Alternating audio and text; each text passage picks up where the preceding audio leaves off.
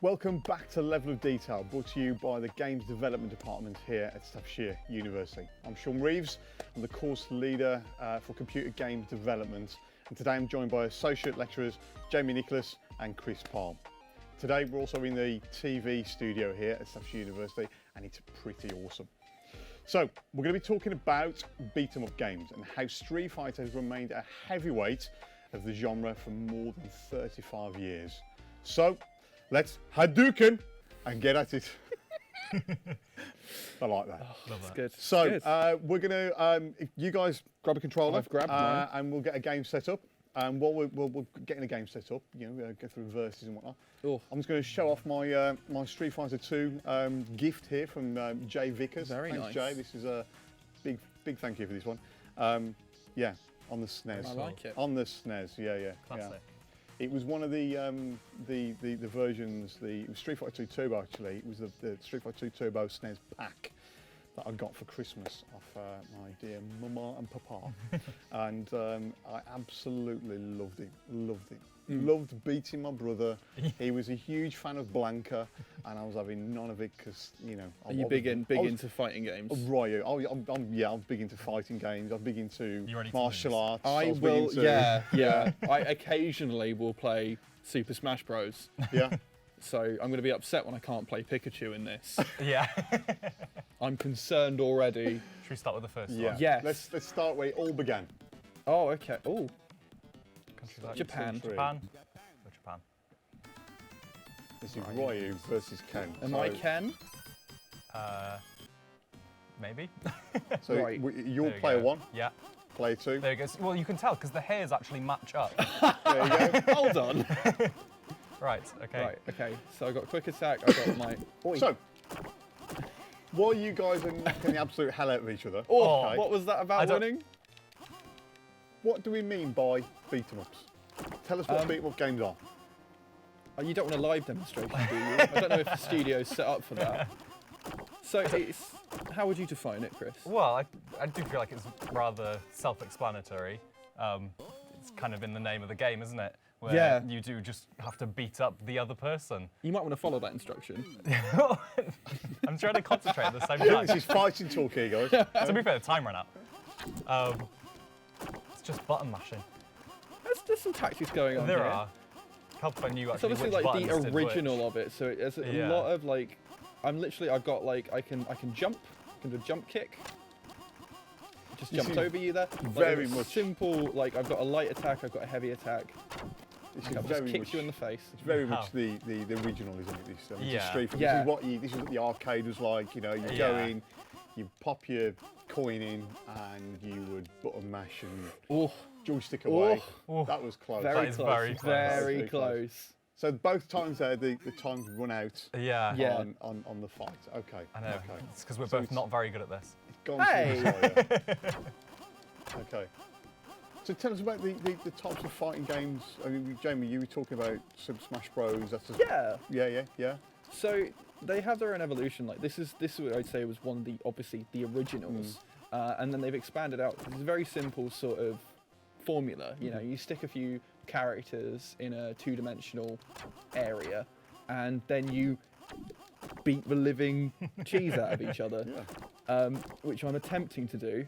Oh, I think you had. Yeah. Oh, there Just- it is. That was so close. There it is. But you can add lots of different flair to it. Like Smash Bros, which is the one that I play, has a lot of characters from Nintendo and other various IPs. So you get to play as different characters from different games. I often play as Link because he's fantastic. I like Link. He's my Mario Kart character. Yes.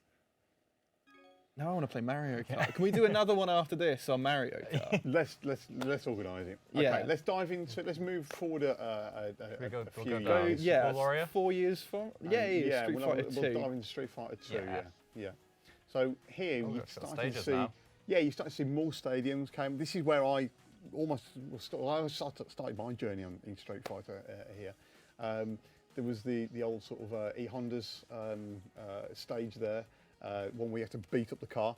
Remember that? Yeah. Let's beat up a car. Yeah, you Should have go- to we'll go on that Yeah. one. beat up a car. You When like cars, I don't you, do Chris? like cars. But you got some more characters here rather than just Ryu and Ken. Now, whilst there was only 4 characters here, it was more than enough back in the day. I mean, this is like you're talking SNES, you know. So we've got more buttons on the controller. I'm gonna go with. I like this guy. Guile. He did a Sonic Boom. Right. Yeah, I'm telling you this like it's some sort of historical narrative. But it's the same. It's the same kind of thing. So I'm using the same controls. Yeah. Right. There's just a bit of extra stuff going on. Yeah. So there's some VFX stuff going on here. Exactly. And if you look at the motion in which they're moving in this, it's a lot smoother, isn't it? Oh. And this is obviously the evolution of moving from arcade, you know, which would transpire to the NES through to the SNES. Okay. And then there's things like combos as well, so a kick and a punch works pretty well. Oh.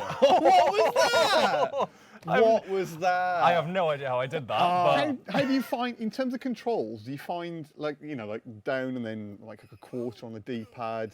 yeah, I tend to just, I know you can use the stick. I stick to the D-pad. Yeah. Because I know it's definitely like with the combos, you have to, it's like left, right, and it's so much easier to do that precisely on the D-pad than it is. And does that transpire across the other types of fighting games you find? Yeah, one thing I found that with Street Fighter compared to the fighting game I played more of is Mortal Kombat. Yeah, you got the classic one there. And yeah, Street Fighter, the sort of basic controls I find a lot easier because they're the same across characters, whereas on Mortal Kombat, every character is like completely different. Yeah. And yeah, whereas this one, you can kind of mix and match them as they do different attacks. It's the same buttons to do those attacks. Here's a question for you. The difference between Mortal Kombat on the Mega Drive in comparison to the SNES version. What was the difference? Before my time. It was a different console. You hate Blood. us right now. Blood. You got blood on the Mega Drive, and the Nintendo dialed it all down. Right. So it was gorier. It was gorier on the Mega Drive, and it did quite well because of that. Because you know we like to There's see loads that of something. Street Fighter 2s. There is, yeah. Let's go Because you went for- Super Street Fighter 2, you had Street Fighter 2 Turbo there, the bottom one. Let's go for that one. Yeah, That sounds good. So I think on this one, it was a similar sort of thing, but you start to see more characters in it, Yes. I believe. England. Yeah. Where was it? If this isn't like the back of a Tesco's, Then there we go. it's not very true to life, is it? Cammy, funny enough, actually, so Cammy, so you've got more characters here. So Cammy's the girl with the blonde hair and the beret in the middle there. Oh, yeah. There you go. So have you ever seen the Street Fighter film? I haven't actually. Have you not? Okay. Kylie Minogue plays Cammy, okay. right? Jean-Claude Van Damme plays Guile. It's some incredible characters in it. All these on here now, on Street Fighter 2 Turbo, are the ones that appeared in the film. There is a scene where Zangief, Balrog actually is a good guy in the film, but Zangief, he's the big wrestler guy. Yeah, big And guy, yeah. Cammy does a move where she climbs up onto the character's shoulders and flips them. Well, Kylie Minogue did that in the film, Right. except she's up on Zangief's shoulders. She leans forward to flip him. The film cuts, and then they're on the floor. I see. Yeah, so Smart way of doing it. I'm what? I think I was 10, 11 in the cinema watching this with my pals, and we was like, "What happened there?" But, yeah. Come here. Come here. That's the Northern Lights in the background, which we don't get in Which we England. don't get. But okay. Come back there. But you were Yeah. leading off the start. I found a quicker character. So my fighting style with these games tends to always be sort of quickness, right? Yeah, I don't I'm like, the same. so a lot of like quick jabs, you know, jumping over. Oh, you've caught me then. Yeah. So Vega had the guy with the claw. He had on his level there's a cage, and you can climb the cage and that's jump cool. off it. Yeah, it's really cool. So they added all these additional mechanics into it as the game kind of evolved, consoles evolved, things like that. So the original Street Fighter came There out it in is. 19. Come on. Oh no, you don't you dare. Oh, there it is. The win. I'm not totally humiliated. So, listen, the original Street Fighter came out in 1987 as an arcade game and became one of the highest grossing video game franchises of all time.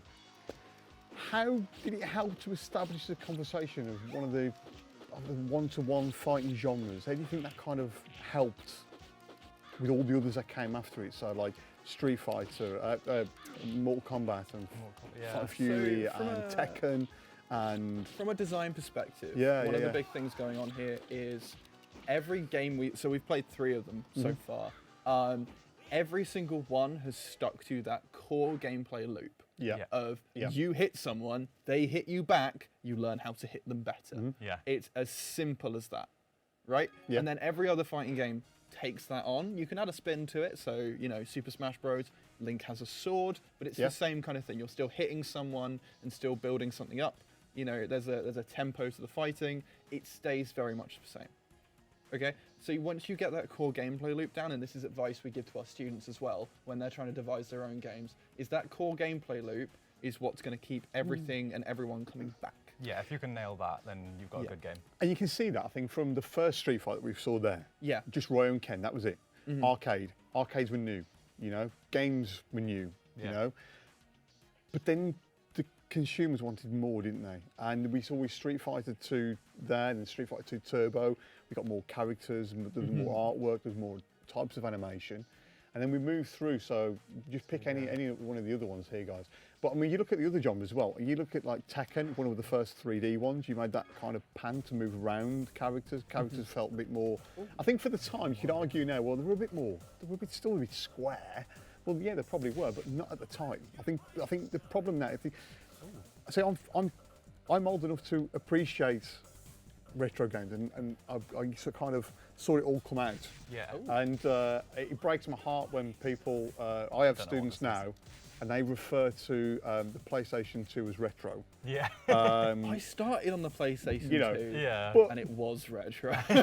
But it's that appreciation of the transition from the what we've got this animated 2D approach to that 3D, that real attempt at 3D as well, And I think with some of the later ones, they've gone back to the roots, haven't they? I mean, a lot of what you see here, especially, so all of this is like pixel art. I think even this one, if I look very closely, is pixel art, right? Yeah. You can see like the evolution of like games logistics and the ability for them to have more like colors in sprites and have more storage space and do more things. You can see it as the games go ahead. Like you've got these awesome backgrounds going on as well, and you've got like the VFX, which is like a flip book through different sprites that shows that sort of, again, it goes back to like the idea of juiciness. Like there's feedback in certain things you do in games. So whenever I land a hit, right, there you go. It took me a second to land a hit then, which is quite embarrassing. But you can see there's like a visual feedback, and also like it feels good to punch Chris in the face. Yeah. Yeah, you get more, like I said, that feedback. It makes you more invested in the game, and trying to like get those cool combos and everything. And it just, if it looks better, you're like, wow, I want to do that again. Yeah. Like that cool uppercut you just did. I've just been hit by lightning. It's very cool, Yeah, and it's just it all builds on that core gameplay loop So that we experienced in the first one. If you were kind of putting this to students to kind of what's your background, Chris, in terms of at the university? So, 3D arts. 3D arts, yeah, okay. I'm an artist. So if you explain this to the students, kind of go, okay, so they've got to create a scene or a character or something like that, okay. What advice would you give them where to start? Well, it's just, obviously, you start off with research. So looking at like the existing games, obviously at Street Fighter, Mortal Kombat, seeing what they're already doing, what you can add to it. So start off with the basics if you're doing like the background. So like with the earlier Street Fighters, you kind of didn't have the VFX and the animations that you were saying. So it's building up on it. So you start with like, the basic layouts and then build up more elements to it. And you see that as it moves on. And I know in like future games, and like I know with like the newer Mortal Kombats as well, is you actually add in interactable environments. That's where you jump and flip off things and you can throw trees at people, and stuff like that. Which just makes it just more immersive, really. I was quite interested to see in a YouTube video I've seen recently. Shout out to Razor's Edge, by the way. But RoboCop is in one of the latest Mortal Kombats. It's just it's crazy. Yeah, it's cool seeing. It's expanding out, adopting all these other characters, isn't it? So from a design perspective, everything in design is building back on that core experience. Games at their core, the gameplay loops we design are reflective of an experience. Street Fighter has built a unique experience over time, but it all falls back on like, what does it feel to like punch someone in the face, right? So they build on that whole premise. with VFX, with like different things like that you can pick up people and throw them at some point. I think lots and lots of stuff, just building on that core experience. Because once you get that little bit of feedback back to the player that like they felt good about something, if you just build and build and build on that, you get a really comprehensive game loop that's very fun. So let's just bring it back to Street Fighter. Yeah. Okay. I mean, this has been popular now for decades. But why do you think it's managed to remain so popular for decades? I'm going to be really boring here and say that they found a good formula early on for a good gameplay experience and cemented themselves as a classic. It's because it all builds on that core gameplay loop. Well, they nailed it, because I think the original ones, they were based off basically Bruce Lee movies. So, like, obviously people see the movie, and then it was a game kind of advertised alongside that, and it's like, I can beat Bruce Lee, you know? And then people are going to jump on that, aren't they? And like you said, then it's just enjoyable, and that's when, just as technology improves, you can then make better looking, you can have more complex combos, then add in environments, and The one thing that I think sets this apart from other fighting genres, I think, was the fact that it was to some degree, you know, I mean, it's not like today where it's quite the kind of what's the rating system we use in the UK now? What's it called? It's going in my head. The Peggy system. Yeah. Well, Peggy system is quite strict, isn't it? You know, and Mortal Kombat kind of started that drive, didn't it, for the demand for age ratings in games and so forth, right? But I think what's nice with Mortal Kombat is that it's kept it's almost like a family friend. I wouldn't mind my daughter playing this. She's 8, you know. It's not too some of the rough, brutalities can be quite. It's not as bad in these. You know, these ones are okay, fine, aren't they? Yeah. People enjoy consistency as well. So one of the things I pointed out was the art style between like the first one and the last one. Well, not the last one, but the latest one we've played has remained somewhat similar. So it's always been pixel art, and it's a nice visual style.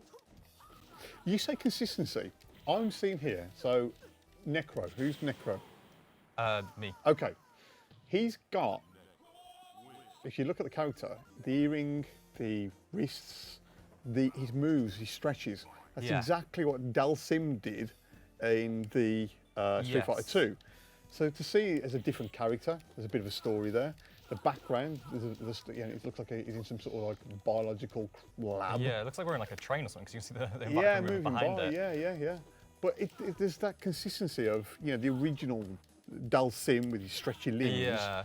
I know he's in the newer ones as well. Yeah. In like 5, and that's where they kind of did 3D. I don't know if they did it in 4 before that, but I know in Street Fighter 5 they kind of step away from the 2D pixel art.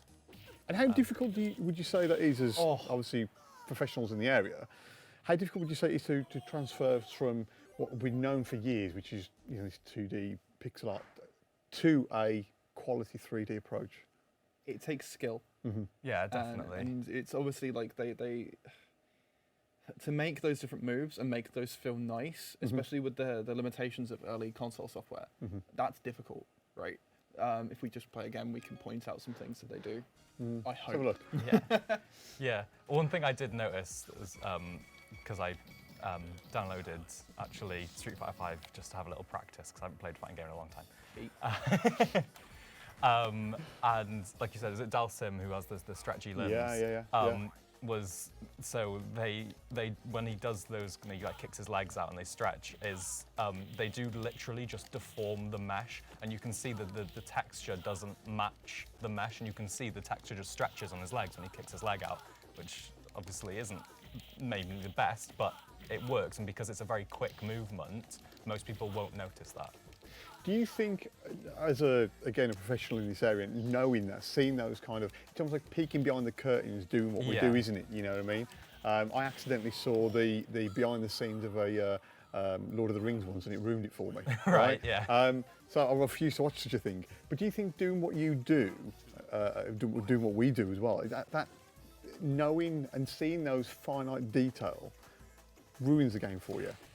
Yeah, well, we always, we joke with the students that say that if you do a games course, it ruins games for you. It doesn't ruin games, No, but no. you will now spend time looking in games because you know where like optimization stuff will be, and you're looking for like texture scenes and everything. So, and you will notice that kind of stuff.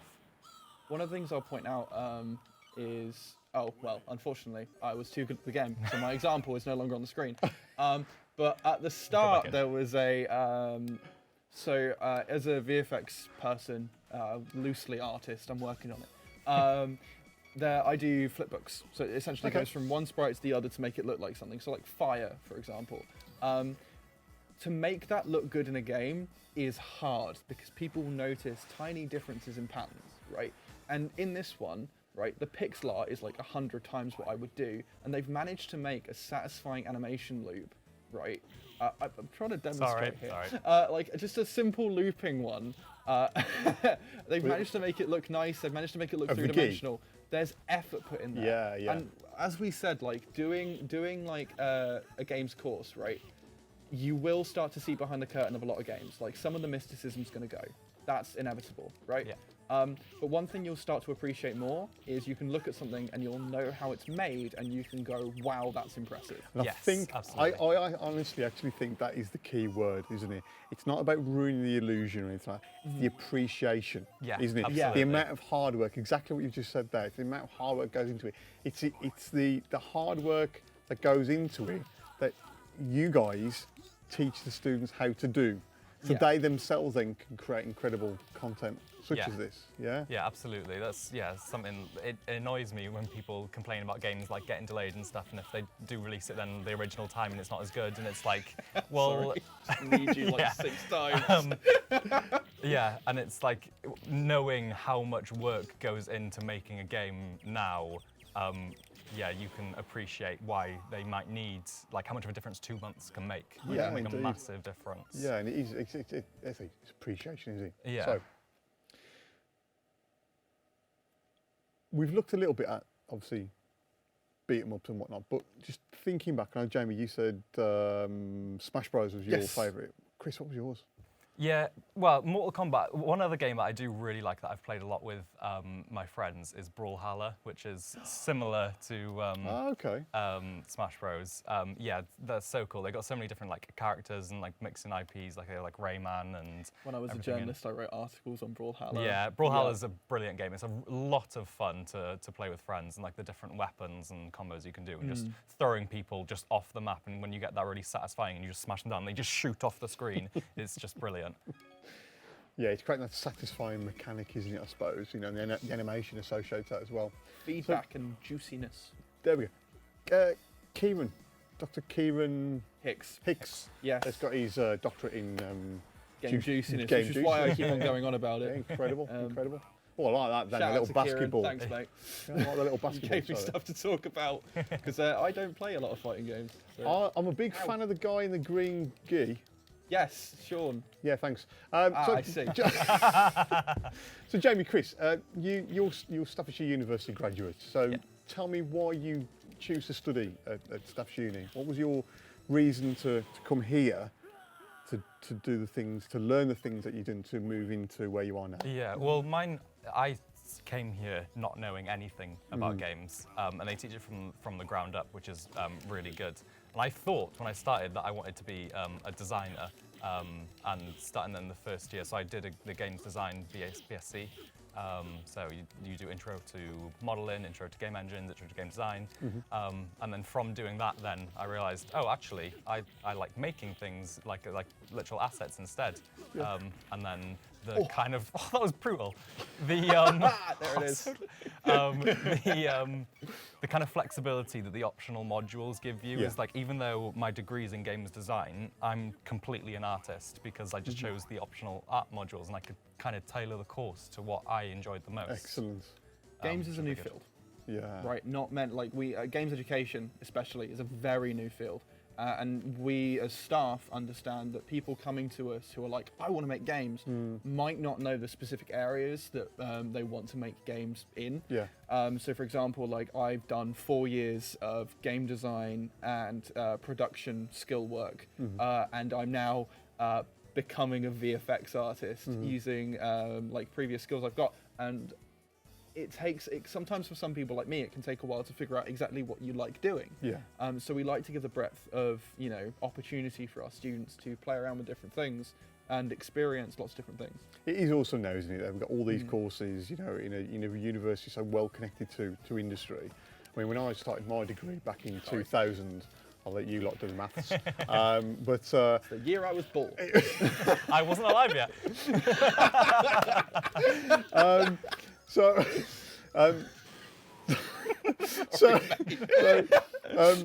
I'm not pretending to be young, I'll be honest with you. I just appreciate the word, the industry, and it developed over the. But this didn't exist. You kind of games existed and people built them, but it was almost like a mystical, otherworldly people built them, and there was no way of going into it. It wasn't talked about. It wasn't. Yeah. I mean, no, you find it in schools, in colleges. We've got lots of universities as well. We are slap bang in the middle of our renaissance period for video games. Yeah. They only got conceptualized 60, 70 years ago in like Pong. And now we're making entire worlds and universes within, the little box you've got in your. I don't know what character I'm playing. within your little box you got at home. So, really, we are experimenting with an entirely new field while also educating it at the same time, which is incredibly exciting as educators, but also as people coming in to learn it. It's almost impossible to not see the enthusiasm from our staff members when we talk about what we do. I also want to touch on the fact that if you look back at Mortal Kombat, I know with Street Fighter, but Mortal Kombat itself, they filmed their friends doing martial arts and then put them in the games. The animation. Now, here at Staffordshire University, we've got a huge, I think it's possibly the biggest in Europe academia, motion capture laboratory.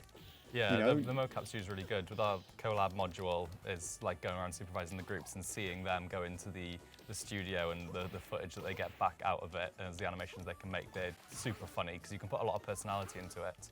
I think we benefit from the fact that like our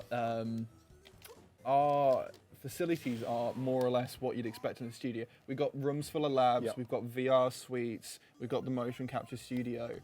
You are here, and we know that you as students are here to make games, right? We don't shy away from the fact that you are here to make games. So your first year in your course here is going to be very much based around, hey, here's a whole bunch of stuff you can do in games, right? So I'm teaching modeling, I'm teaching like programming, I'm teaching things like actual design. We cover a whole breadth of stuff, right? And then in second and third year, everything you do will like relate to making some kind of game, right? So we have junior, senior. So we take groups of about 16 of our students from a cohort of 300. So we get about 30 groups.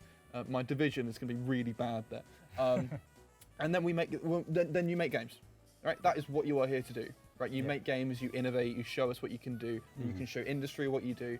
But we understand that our students will make games, and we are like the best equipped to do that. We've got the best staff lying around who can show you all the cool different things they know, and we're researching constantly as well. So like I'm like diverging into VFX. We're all learning new different things that we then bring into the classroom, and it's just it's somewhat magic. Yeah. Absolutely. It's cool, like being such a connected university, like you said, having an industry, like they come in and see the games that you're making, and you get to talk to them directly.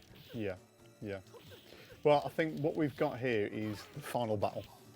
So what I'm going to say here, guys, is whoever wins... If I'd known that, I would have put more effort in. Whoever wins this one... oh, time's over! takes away the sweets. Is that You have less health. Oh, okay. Player one wins. Well, we have to go with the final screen. Player one, there you go. So you get the sweets. There you go. Okay. Glorious. Right, so thank you all for joining us on this episode of Beat 'em Ups. We hope you've enjoyed everything that we've gone through and covered in this episode. Don't forget to check out our other level of detail videos on our playlist on YouTube, and leave us some comments below as well. okay? More fun is going to come soon and plenty more games too.